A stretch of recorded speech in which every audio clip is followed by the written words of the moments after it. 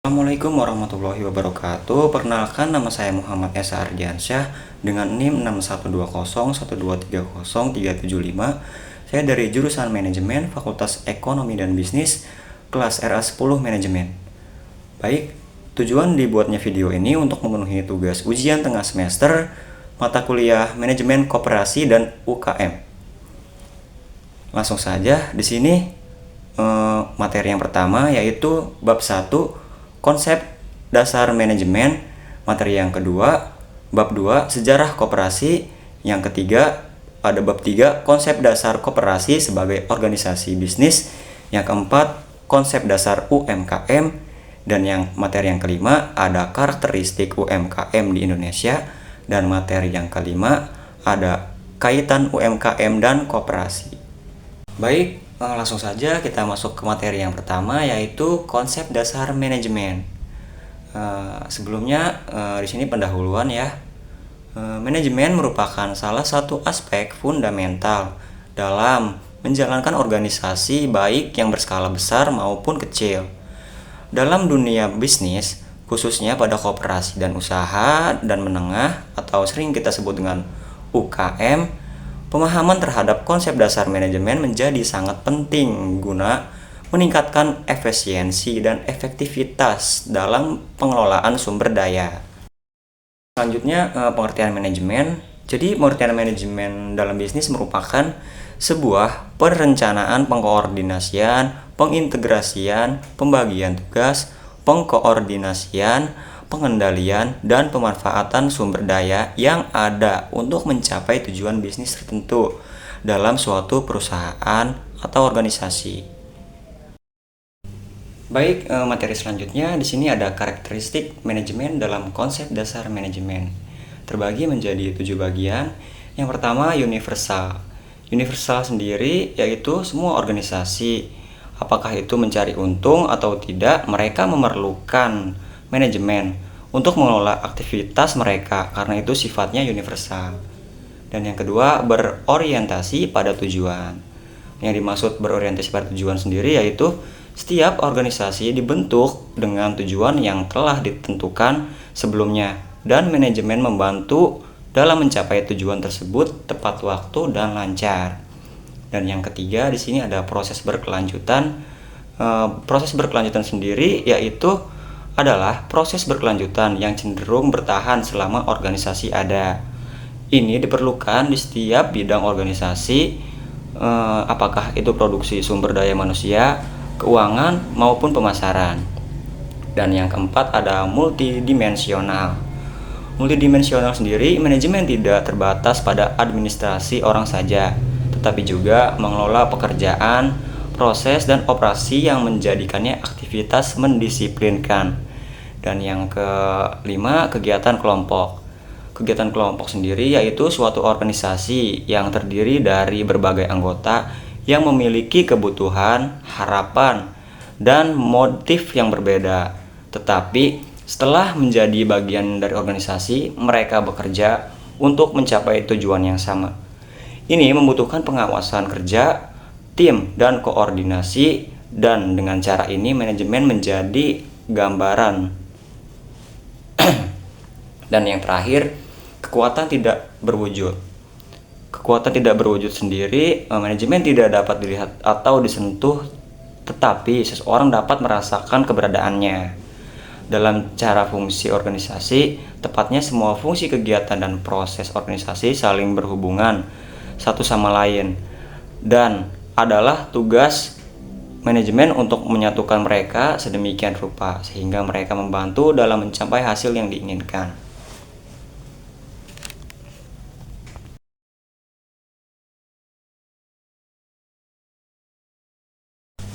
Unsur-unsur manajemen sendiri terbagi menjadi 7 bagian. Yang pertama ada man atau manusia. Man atau manusia sendiri berperan sebagai manpower dalam organisasi atau perusahaan. Diperlukan untuk memimpin, menggerakkan karyawan atau bawahan, serta memberikan tenaga dan pikiran untuk kemajuan dan kontinuitas lembaga. Sumbangan tenaga manusia di sini dapat pula dinamakan sebagai leadership atau kewirausahaan. Yang kedua, di sini ada metode atau metode. Metode atau metode sendiri yaitu pemilihan dan penggunaan metode yang tepat digunakan sebagai aturan atau cara-cara tertentu yang bertujuan untuk menghindari terjadinya inefisiensi dan pemborosan. Dalam lembaga pendidikan, metode pembelajaran yang dibentuk oleh seorang guru sangat diperlukan dalam menerangkan pelajaran, karena metode yang dipakai akan mempengaruhi peserta didik dalam memahami pembelajaran. Yang ketiga, ada material atau barang. Material atau barang sendiri digunakan sebagai proses produksi dalam suatu perusahaan atau organisasi. Dapat terdiri dari bahan baku, bahan setengah jadi, atau barang jadi. Yang keempat, ada market atau pasar. Market atau pasar sendiri adalah tempat bertemunya penjual dan pembeli untuk mengadakan transaksi. Dalam lembaga pendidikan, market berupa tempat terjadinya interaksi antara pendidik dengan peserta didik maupun dengan stakeholders yang ada dalam lingkup lembaga tersebut. Dan yang kelima, ada mesin atau mesin. Mesin atau mesin adalah merupakan kebutuhan pokok dalam melancarkan jalannya suatu organisasi. Mesin berupa peralatan yang digunakan oleh suatu instansi atau lembaga, baik itu peralatan yang modern maupun peralatan yang masih bersifat konvensional.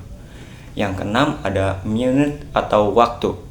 Unit atau waktu sendiri merupakan waktu yang dipergunakan dan dimanfaatkan dalam pencapaian visi dan visi suatu lembaga secara efektif dan efisien. Dan yang terakhir, ada money atau uang. Money atau uang sendiri dibagi menjadi dua, yaitu modal tetap berupa tanah, gedung atau bangunan, mesin, dan modal kerja berupa kas dan piutang.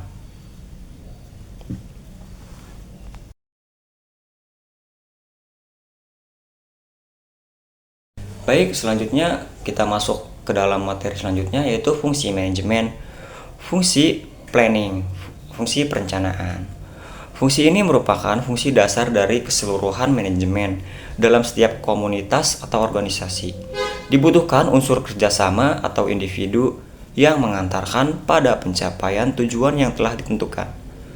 Planning mencakup kegiatan memilih visi atau misi, tujuan, dan cara untuk mencapai tujuan. Arifin dan HDW mengatakan bahwa dalam kegiatan planning ada beberapa hal yang harus diperhatikan. Di antaranya ialah menentukan tujuan jangka pendek dan jangka panjang, yang kemudian menjadi dasar penentuan tujuan-tujuan. Yang kedua, memformulasikan kebijakan yang akan dijalankan serta prosedur yang akan digunakan. Hal ini merupakan tahap lanjutan setelah tujuan yang akan dicapai telah ditetapkan. Yang ketiga, melakukan peninjauan secara periodik yang dimaksudkan untuk melihat perubahan-perubahan yang terjadi dan perlu penyesuaian tujuan yang telah ditetapkan. Selanjutnya, fungsi organizing atau pengorganisasian. Fungsi ini merupakan suatu proses penetapan struktur peran yang dibutuhkan untuk memasukkan orang-orang ke dalam sebuah organisasi. Sehingga dengan demikian, secara lebih teknis, fungsi organizing merupakan suatu proses di mana fungsi-fungsi operasional, manusia, dan fasilitas terkoordinasi untuk mencapai sasaran atau tujuan yang telah ditetapkan. Arifin dan HDW menambahkan bahwa dalam organizing, tahap-tahap yang perlu dilakukan adalah sebagai berikut. Pertama, penentuan dan penelitian kegiatan-kegiatan yang diperlukan untuk mencapai tujuan yang telah ditentukan. Pengklasifikasian kegiatan-kegiatan yang akan dilakukan agar berjalan secara sistematis. Yang ketiga, pembagian tugas kepada elemen-elemen di dalamnya sesuai dengan yang telah ditentukan dan keahliannya. Yang selanjutnya ada fungsi actuating atau pelaksanaan. Fungsi actuating atau menggerakkan menurut Sukwayati dan kawan-kawan dipandang sebagai penerapan atau implementasi dari rencana yang ditentukan. Dengan kata lain, actuating merupakan langkah-langkah pelaksanaan rencana dalam kondisi nyata yang melibatkan segenap sumber daya manusia yang dimiliki untuk mencapai tujuan yang telah ditentukan sebelumnya. Istilah melibatkan berarti mengupayakan dan menggerakkan sumber daya manusia yang dimiliki agar mau bekerja dengan sendirinya ataupun penuh kesadaran secara bersama-sama untuk mencapai tujuan yang dihendaki secara efektif. Sehingga dalam hal ini dibutuhkan adanya kekuatan yang dapat mengupayakan dan menggerakkan yang disebut kepemimpinan atau leadership. Dan yang selanjutnya ada fungsi controlling atau fungsi pengendalian atau fungsi pengawasan. Menurut Arifin dan Hadiwe, controlling atau pengawasan juga disebut sebagai pengendalian. Merupakan fungsi manajemen yang berkenan dan prosedur pengukuran hasil kerja terhadap tujuan yang telah ditentukan. Dengan kata lain, fungsi ini bertujuan untuk memastikan penemuan dan penerapan aktivitas termasuk cara dan peralatan yang digunakan di lapangan sesuai dengan yang direncanakan. Arifin dan Hadiwe menambahkan dalam fungsi controlling atau fungsi pengawasan ada 3 hal yang penting yang perlu diperhatikan. Di antaranya yang pertama ada menentukan standar atau tolak ukur prestasi kerja. Yang kedua, mengukur hasil kerja dengan standar yang ada, membandingkan prestasi dengan langkah-langkah yang telah ditetapkan, mengambil langkah-langkah yang diperlukan untuk memperbaiki hasil kerja yang tidak sesuai dengan standar atau tolak ukur. Selanjutnya di sini ada jenis-jenis manajemen. Di sini juga terbagi menjadi 7 bagian. Yang pertama, manajemen produksi. Manajemen produksi berkaitan dengan bagaimana perusahaan mengatur proses pembuatan barang atau jasa agar berjalan lancar, hemat biaya, dan menghasilkan produk berkualitas. Tanpa menjalankan manajemen produksi yang baik, perusahaan bisa mengalami kekacauan dalam operasional, pemborosan bahan baku, dan penurunan kualitas produk. Yang kedua, di sini ada manajemen pemasaran. Manajemen pemasaran berfokus pada bagaimana perusahaan menarik perhatian pelanggan agar tertarik membeli produk atau jasa yang ditawarkan. Tanpa strategi pemasaran yang baik, produk bisa saja sangat berkualitas tetapi tidak dikenal atau tidak laku di pasaran. Untuk mencapai tujuan pemasaran yang baik, perusahaan harus memahami kebutuhan dan keinginan pelanggan melalui riset pasar. Setelah itu, strategi pemasaran disusun dengan menentukan siapa target pasar yang ingin dijangkau. Promosi dan periklanan berperan penting dalam memperkenalkan produk kepada konsumen. Sementara strategi penetapan harga harus dibuat agar menarik bagi pelanggan, tetapi tetap menguntungkan bagi perusahaan. Selain itu, pemilihan saluran distribusi juga menjadi bagian penting agar produk dengan mudah bisa dijangkau oleh pelanggan. Yang ketiga, ada manajemen keuangan. Manajemen keuangan sendiri adalah proses mengulas sumber daya keuangan perusahaan agar operasional berjalan dengan lancar. Bisnis memperoleh keuntungan dan mampu berkembang secara berkelanjutan. Dalam manajemen keuangan sendiri, perusahaan harus mengelola pemasukan dan pengeluaran dengan cermat agar tidak mengalami kerugian. Penyusunan anggaran diperlukan untuk mengalokasikan dana ke berbagai kebutuhan bisnis seperti produksi, pemasaran, dan gaji karyawan. Selain itu, keuntungannya yang diperoleh perlu dikelola dengan baik, apakah untuk investasi atau untuk ekspansi bisnis atau cadangan dana darurat. Selanjutnya di sini ada manajemen sumber daya manusia atau sering kita sebut dengan SDM. Manajemen SDM sendiri berkaitan dengan bagaimana perusahaan mengelola tenaga kerja agar produktif, nyaman, dan dapat memberikan kontribusi terbaik bagi perusahaan. Perusahaan harus merekrut karyawan yang sesuai dengan kebutuhan bisnis, kemudian memberikan pelatihan agar mereka memiliki keterampilan yang baik. Selain itu, memberikan pengelolaan gaji dan insentif sebagai penting untuk menjaga motivasi karyawan. Lingkungan kerja yang baik juga harus diciptakan agar karyawan merasa nyaman dan tetap produktif. Selanjutnya ada manajemen operasional.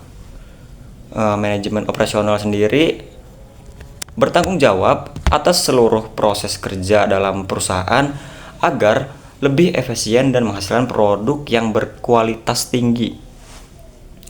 Agar operasional berjalan lancar, perusahaan harus mengatur proses produksi atau pelayanan dengan baik. Pengelolaan persediaan bahan baku dilakukan dengan cara agar tidak kekurangan maupun pemborosan. Pemanfaatan teknologi sering digunakan untuk meningkatkan efisiensi kerja. Selain itu, perusahaan juga harus menjadi standar kualitas produk secara mengurangi pemborosan dan biaya yang tidak perlu agar tetap kompetitif di pasar. Dan yang selanjutnya ada manajemen strategis. Manajemen strategis adalah cara perusahaan merencanakan langkah-langkah jangka panjang agar bisnis dapat berkembang dan tetap bersaing di pasar. Sebuah warung kopi yang hanya berjualan tanpa strategi mungkin akan sulit bertahan, sedangkan warung lain yang lebih aktif akan membuat promo, membuka cadangan baru, atau menambah menu unik untuk menarik pelanggan, memiliki peluang lebih besar untuk sukses. Dalam manajemen strategi sendiri, perusahaan harus memahami posisi mereka di pasar serta menganalisis pesaing agar dapat menyusun strategi yang tepat. Tujuan jangka panjang harus ditetapkan, kemudian direncanakan langkah-langkah konkret untuk mencapainya. Setelah strategi dijalankan, perusahaan harus tetap melakukan evaluasi dan perbaikan agar tetap relevan dengan perubahan besar. Dan yang terakhir ada manajemen informasi. Manajemen informasi sendiri berfokus pada pengelolaan penyimpanan dan pemanfaatan data agar dapat mendukung pengambilan keputusan secara efektif. Tanpa sistem informasi yang baik, perusahaan bisa mengalami kesulitan. Misalnya kehilangan data pelanggan atau lambat dalam memproses informasi penting. Kita sudah di akhir materi pada bab 1 yaitu konsep dasar manajemen. Untuk kesimpulannya, manajemen dalam bisnis merupakan suatu proses perencanaan, pengorganisasian, pelaksanaan, dan pengendalian sumber daya yang ada untuk mencapai tujuan organisasi. Manajemen sendiri memiliki karakteristik universal, berorientasi pada tujuan, multidimensional, serta bersifat dinamis. Unsur-unsur manajemen meliputi manusia, material, mesin, uang, metode, pasar, dan waktu.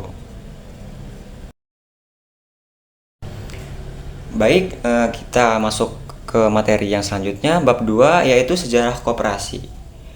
Sejarah koperasi adalah organisasi ekonomi yang bertujuan meningkatkan kesejahteraan masyarakat. Konsep awal dikembangkan oleh Robert Owen di Eropa pada abad ke-18. Di Indonesia, koperasi diperkenalkan oleh R. Arya Wirya Atmaja tahun 1896 sebagai upaya menghindari jeretan rentenir. Sejarah dan perkembangan di Indonesia, pada tahun 1896 didirikan koperasi kredit pertama oleh R. Arya Wirya Atmaja. Kiai Haji Ahmad Dahlan juga mendirikan koperasi serba usaha sebagai gerakan pemberadaan. Koperasi menjadi gerakan sosial ekonomi dalam perlawanan terhadap ketimpangan.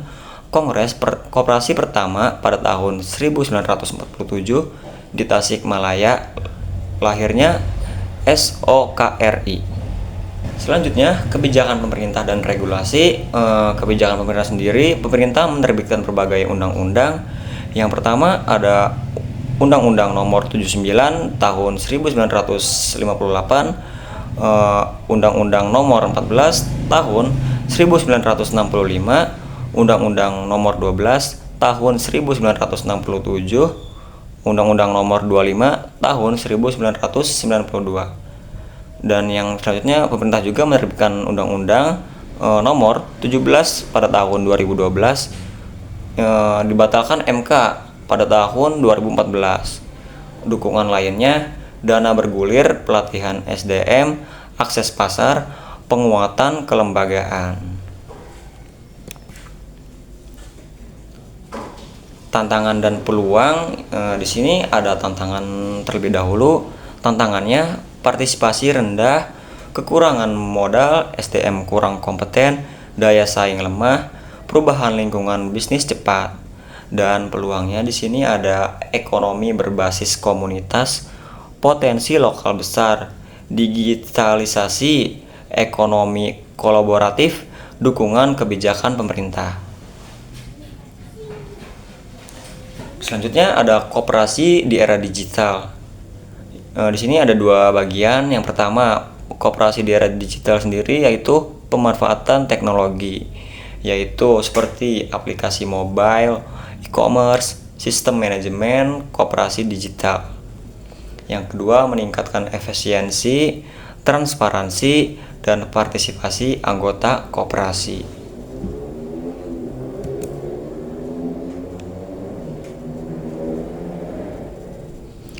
Dan yang terakhir di sini ada kesimpulan. Koperasi bukan sekedar badan usaha, tapi gerakan sosial yang memperkuat ekonomi rakyat, dukungan gotong royong, inovasi, dan kebijakan pemerintah sangat penting untuk pengembangan koperasi masa kini dan masa depan. Selanjutnya, langsung saja kita masuk kepada materi yang ketiga.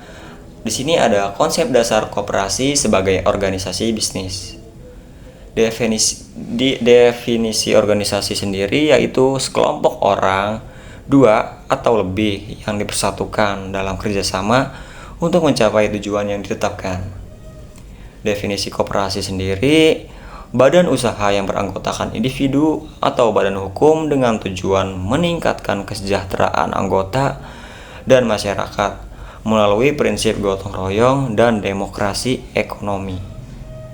Selanjutnya, prinsip-prinsip koperasi terbagi menjadi 4 bagian. Yang pertama, keanggotaan sukarela dan terbuka.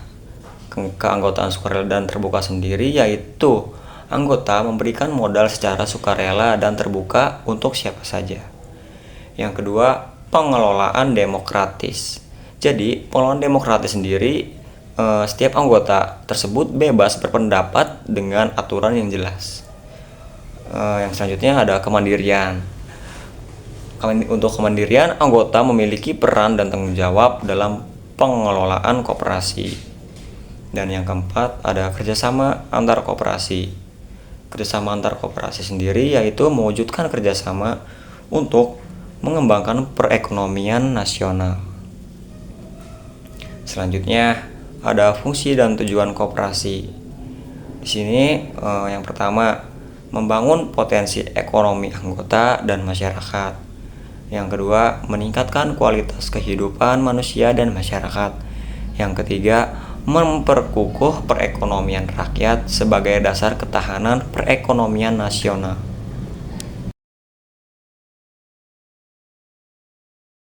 Selanjutnya ada jenis-jenis koperasi, terbagi menjadi 4 bagian. Yang pertama ada koperasi konsumen. Koperasi konsumen sendiri ialah koperasi sekolah yang menyediakan peralatan tulis dan harga lebih terjangkau. Yang kedua ada koperasi jasa. Koperasi jasa sendiri yaitu jasa angkutan atau asuransi. Yang ketiga ada koperasi produsen. Koperasi produsen sendiri ialah koperasi yang menjual hasil peternak anggotanya seperti susu atau daging. Selanjutnya ada koperasi simpan pinjam. Koperasi simpan pinjam membantu anggotanya dalam memenuhi kebutuhan finansial dengan bunga yang lebih rendah daripada bank. Selanjutnya ada struktur organisasi koperasi terbagi menjadi 3 bagian. Yang pertama ada rapat anggota. Rapat anggota sendiri merupakan pemegang kekuasaan tertinggi dalam koperasi. Rapat ini diadakan minimal sekali dalam setahun untuk menetapkan kebijakan umum, memilih pengurus, dan mengesahkan laporan keuangan. Yang kedua ada pengurus.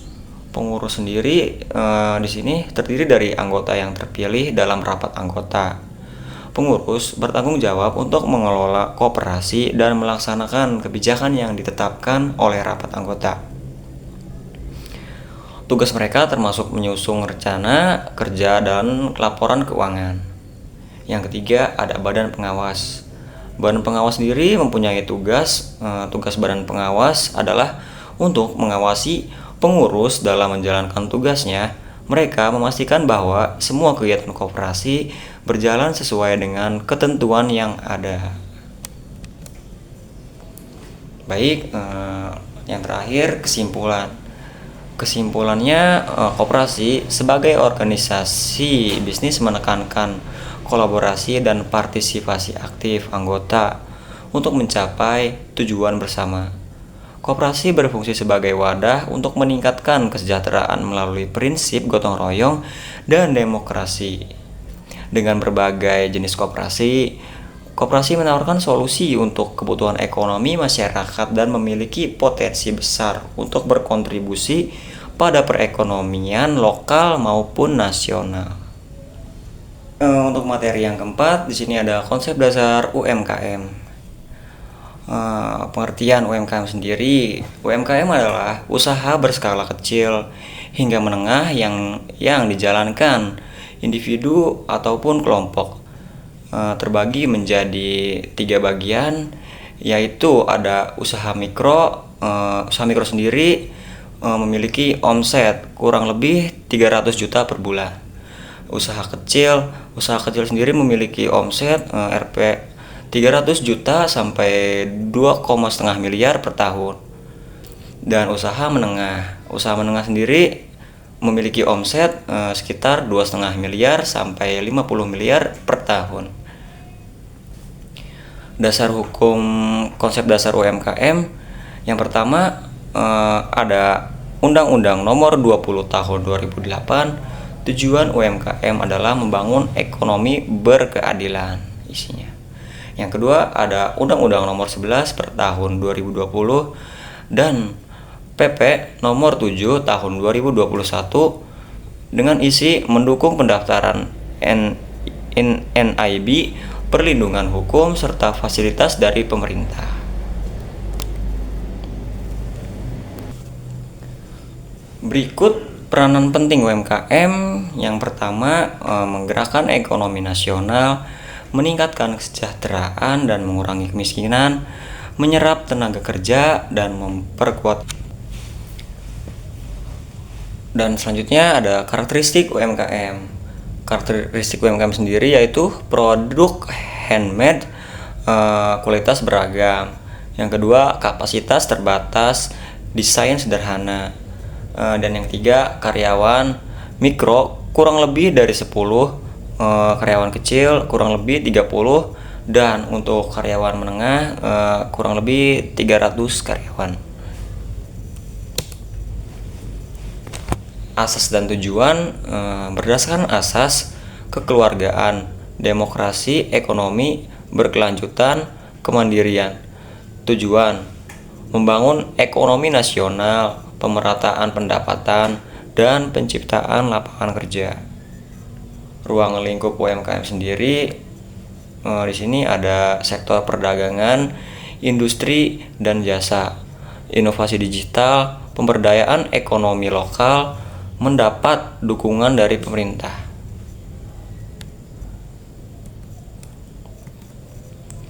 Permasalahan UMKM ada 4 masalah di sini. Yang pertama, kurangnya pencatatan keuangan, akses permodalan terbatas, minim penguasaan teknologi, dan kendala dalam pemasaran produk.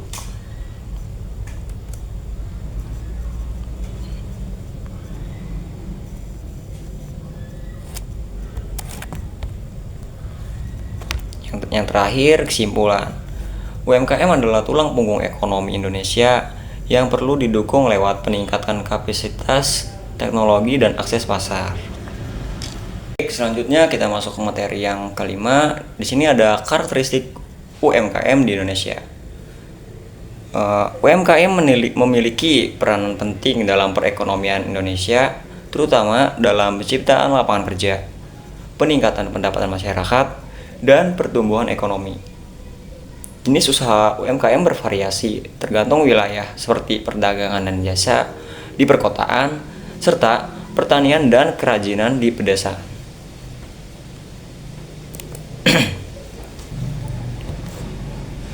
Konsep karakteristik UMKM sendiri, UMKM merupakan usaha di sektor perdagangan, produksi, dan jasa yang berkontribusi besar terhadap ekonomi nasional.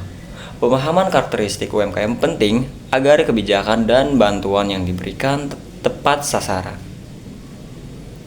Ciri-ciri UMKM sendiri terbagi menjadi 8 bagian. Yang pertama, tidak memiliki pencatatan keuangan yang baik, SDM berpendidikan rendah, belum berwijaya wirausaha, minim akses ke perbankan, lebih mengenal rentenir, tidak memiliki izin usaha atau NPWP, memiliki sedikit tenaga kerja, umumnya kurang lebih 4 orang lah. Dan yang keenam, perputaran modal cepat, tahan terhadap krisis. Dan yang ketujuh, pelaku usaha tekun dan sederhana.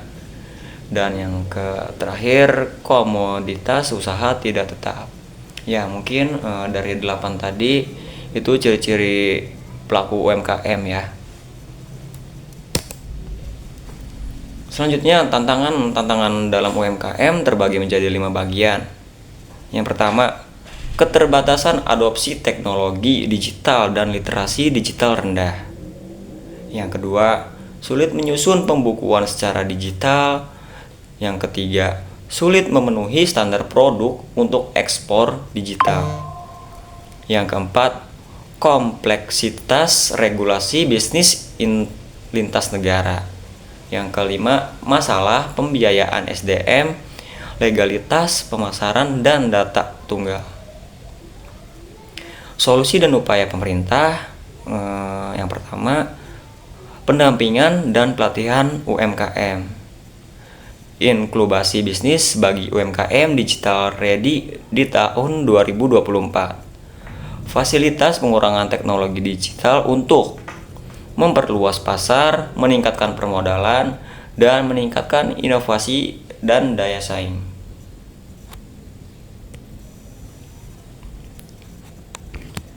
Kesimpulannya, dari materi yang kelima tadi, UMKM memiliki fleksibilitas dan daya tahan tinggi, namun menghadapi tantangan besar dalam era digital. Dengan dukungan pemerintah dalam digitalisasi dan peningkatan kapasitas, UMKM diharapkan dapat tumbuh lebih kuat dan kompetitif. Baik, untuk materi yang terakhir di sini ada kaitan UMKM dan koperasi. Apa itu UMKM dan mengapa penting? Ya, UMKM sendiri sering kita sebut dengan usaha mikro, kecil, dan menengah. Dalam usaha kecil yang banyak dijalankan oleh masyarakat, UMKM sangat penting karena yang pertama, membuka banyak lapangan kerja. Yang kedua, membantu meningkatkan pendapatan masyarakat. Dan yang ketiga, mampu bertahan saat krisis ekonomi. Namun, UMKM sering mengalami masalah seperti tidak punya pembukuan keuangan yang rapi, pelaku usaha kurang paham teknologi dan keuangan, sulit mendapatkan modal dan legalitas usaha.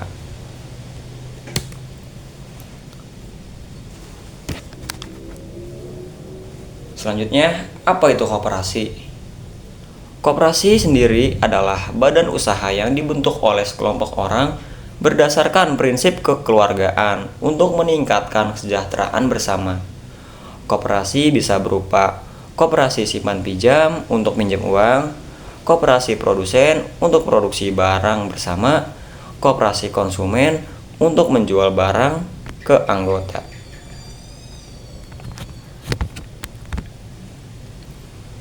Kaitan UMKM dengan koperasi, UMKM dan koperasi saling mendukung. Koperasi membantu UMKM mendapatkan modal lebih mudah. Koperasi juga bisa menjadi tempat UMKM menjual produk. Koperasi juga memberi pelatihan dan dukungan manajemen. Koperasi sendiri dengan bergabung di koperasi, UMKM bisa berkembang lebih cepat dan efisien. Tantangan dan solusi sendiri.